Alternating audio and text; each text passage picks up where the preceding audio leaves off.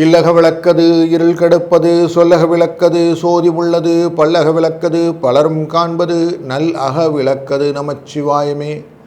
Astro பக்தி talk நேயர்களுக்கு இனிய வணக்கங்கள். வணக்கம் சிம்மம் ராசி நண்பர்களே. உங்கள் ராசிக்குள்ளர கேது பகவான் இருந்து கொண்டிருக்கிறார்.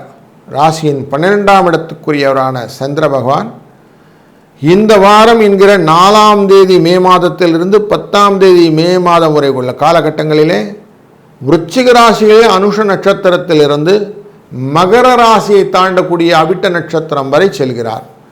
இப்படி அவருடைய பயணமானது உங்களுக்கு 3ஆம் இடம் என்கிற இடத்திலிருந்து 4ஆம் இடத்துக்குள்ளார விருச்சிக ராசிக்குள்ளார போகிறாரு. விருச்சிக ராசியிலேருந்து 4, 5, 6 அப்படிங்கிறனால கொஞ்சம் இனிஷியலாக மனத்திலே சில எனர்ஜி பயோரிதம் குறைஞ்சிருக்கும்.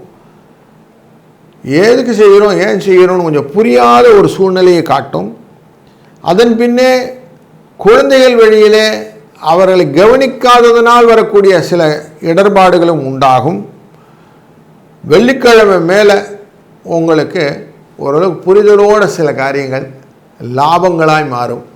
முக்கியமாக கொடுத்திருந்த காசு வசூலாகும். பாக்கி வசூலானாலே சந்தோஷம் ஆகிடுவோம்.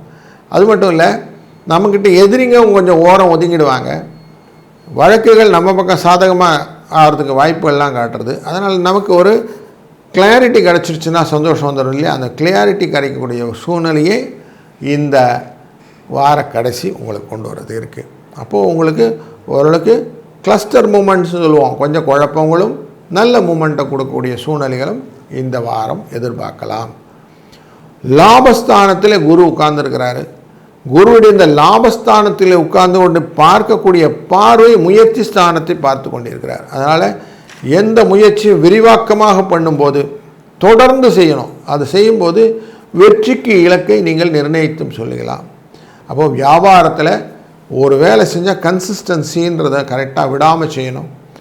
வேலை செய்யும்போதும் ஆஃபீஸ்லேயும் ரொட்டீன் ஒர்க்குன்றது பார்க்காம இதனுடைய கன்சிஸ்டன்சி ஒர்க் என்னுடைய ஸ்கில்லை நான் எக்ஸ்ப்ளோர் பண்ணுவேன் அப்படிங்கிற எனர்ஜியோடு பண்ணணும். மாணவர்கள் படிக்கக்கூடியவர்களும் ரிப்பீட்டடாக அந்த ரிவிஷன் அப்படிங்கிறத வச்சுக்கணும்.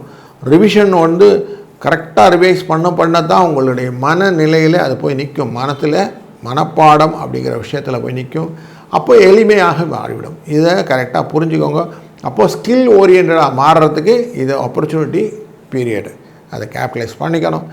வேலையில் நல்ல மாற்றங்கள்லாம் உண்டாகும். பயப்பட வேண்டாம். புதிய வேலை வாய்ப்புகளும் கிடைக்கும். அதில் உங்களுக்கு சக்ஸஸ் ஸ்டோரியை இந்த சந்திர பகவான் வார கடைசியில் கொடுக்குறது ரெடியாக இருக்கிறாரு. அதனால் அதையும் கேபிட்டலைஸ் பண்ணிக்கலாம். இந்த வாரத்தில் தொழில் அடிப்படையில் புதிய முயற்சிகள் எல்லாம் லாபத்தை மாற்றுவதாக அமைவதும் குழந்தை பேரு போன்ற நல்ல நிகழ்வுகள் நடப்பதற்கும் வாய்ப்புகள் நிறைய இருக்குது. அதையும் இந்த வாரத்தில் நீங்கள் பார்க்க போகிறீங்க. சில சுப நிகழ்வுகள் உண்டு. அந்த சுப நிகழ்வுகளிலே உங்களுடைய பங்களிப்பில் உங்களுக்கு பெருமையை கொடுப்பதாக அமையும். அதையே நீங்கள் சந்தோஷமாக அனுபவிக்கக்கூடிய காலகட்டங்கள் இந்த வார கடைசியில் இருக்கிறது. அப்போ திருப்தியான வாரமாக சார்னா ஓரளவுக்கு உங்களுக்கு பிடித்தமான வாரமாக அமைவதற்கு இந்த வாரம் நீங்கள் முனைப்பாக இருக்கலாம்.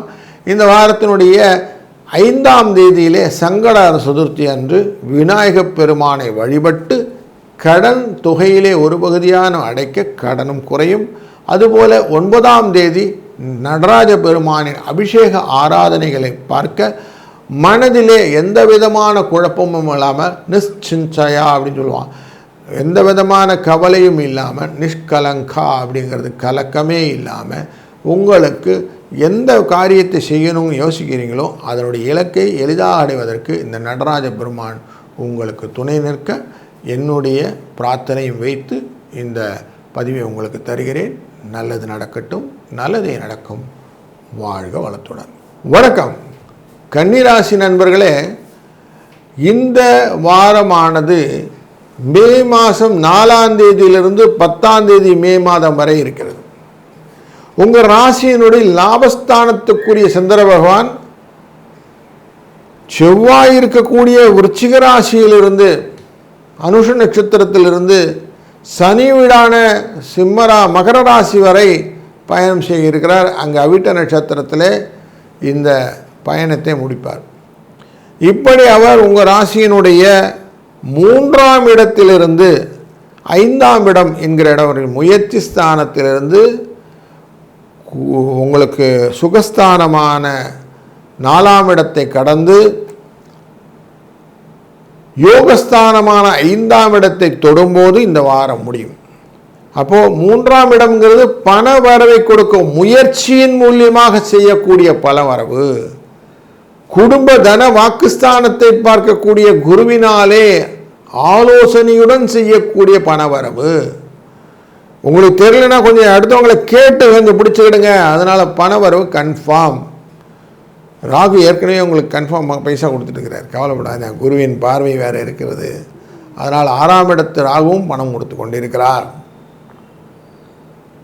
இப்போ லாபஸ்தானத்துக்குரிய இந்த சந்திர பகவானும் பணம் தருவார். திங்கள் செவ்வாயில் பணவரவுக்கு எதிர்நோக்கலாம். பணவரம் மட்டும் இல்லை, ஆடை ஆபரண சேர்க்கைகளும் உண்டு. சுப நிகழ்வுகள் சுப விரயங்கள் உண்டு. குருவின் பார்வையானது உங்கள் ராசியின் 4ஆம் இடத்தை பார்க்க போகிறது.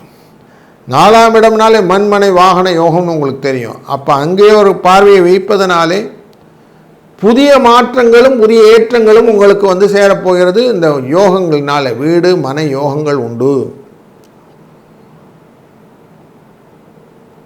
மகர ராசிக்குள்ளர சந்திர பகவான் செல்லும்போது உத்திராட நட்சத்திரம் திருவோண நட்சத்திரத்தை தொடும்போது உங்களுக்கு குழந்தைகள் வழியிலே சில சிக்கல்களும் உண்டாகும். அவங்க சரியாக படிக்கலை சார், அவங்க எதுவும் கான்சன்ட்ரேட் பண்ண மாட்டேங்கிறாங்க சார்னு ஒரு குத்தம் வர்றதுக்கு வாய்ப்பு இருக்குது. அதனால் அவங்களோட கொஞ்சம் டைம் ஸ்பெண்ட் பண்ணுங்க.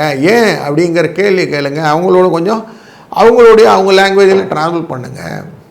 அப்போது அவங்கள கண்ட்ரோல் பண்ண முடியும்.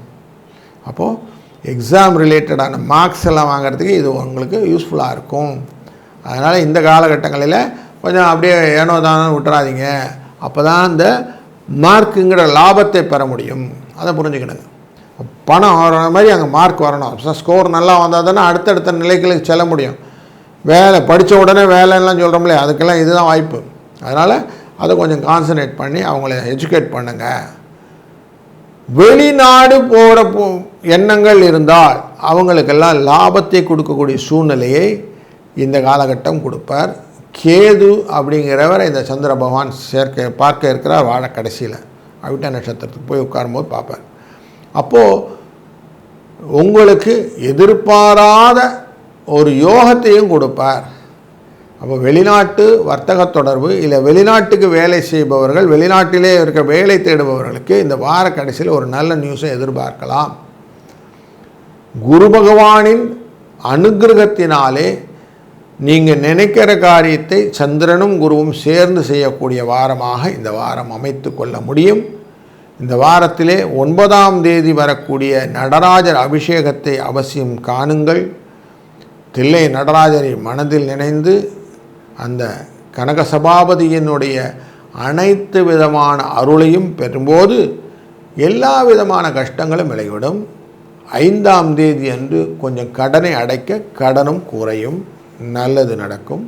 நல்லதே நடக்கட்டும். வாழ்க வளத்துடன்.